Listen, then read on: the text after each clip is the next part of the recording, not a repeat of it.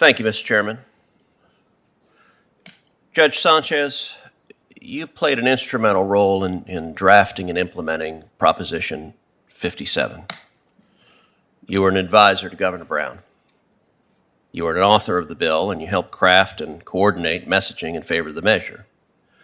Opponents of Proposition 57 at the time warned that you and other authors were not telling the truth.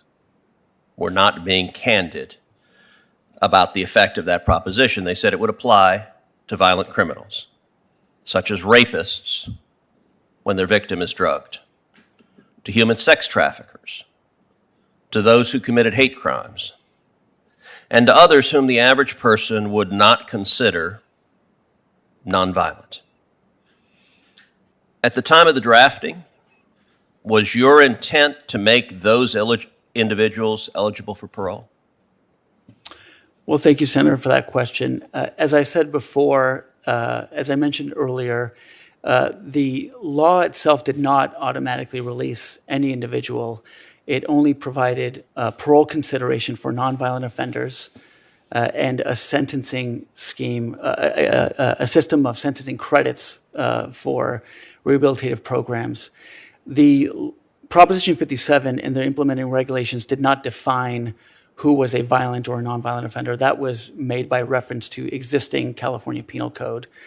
And the intent in the passage of that law was to allow those parole consideration in order to comply with the federal court order that California reduce its prison population to a constitutionally tolerable level. Okay, so let me try again on that question. Let's take them one at a time. Let's take rapists when their victim is drugged. Was it your intent that a rapist who had drugged his victim should be eligible for parole? Well, let me start by saying, Senator, I worked for Governor Brown as a staff member, and so I worked to effectuate his policy goals.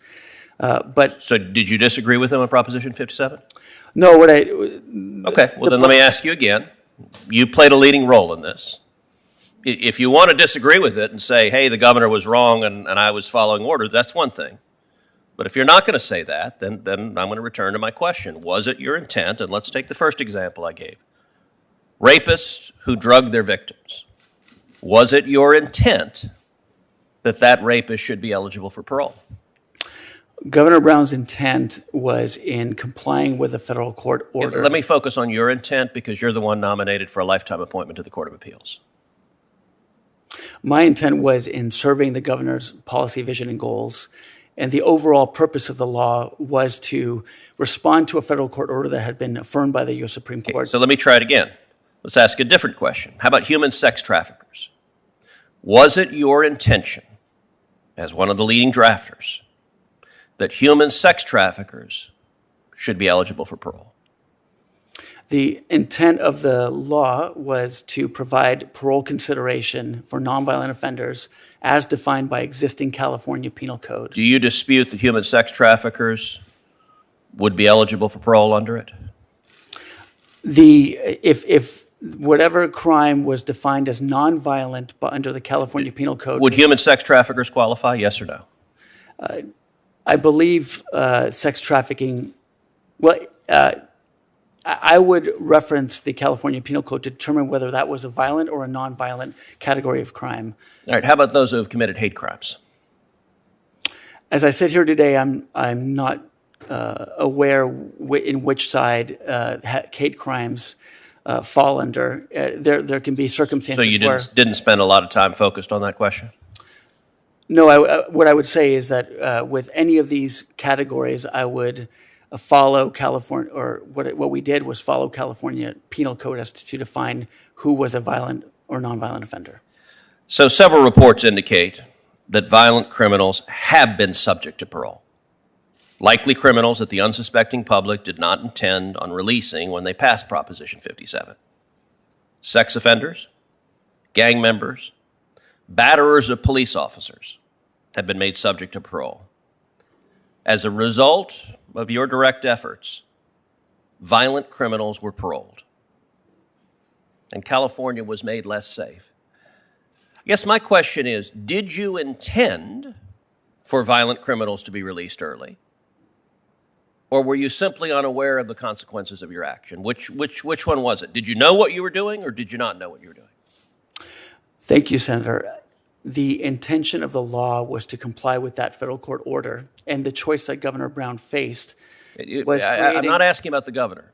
The governor has not been nominated to the Ninth Circuit. You have. So I'm interested in a litigant who would appear before you, who might very well be troubled about a judge who is soft on crime, who wants violent criminals, who is fine with violent criminals being released early. That would trouble a great many litigants. I think that would trouble a great many Californians who believed that this proposition was not affecting violent criminals when in fact it was. And so my question is what was your intention, not Governor Brown's, not anybody else, your intention, and were you aware of what you were doing? Did you know violent criminals would be released early when you were helping lead the efforts to pass this proposition?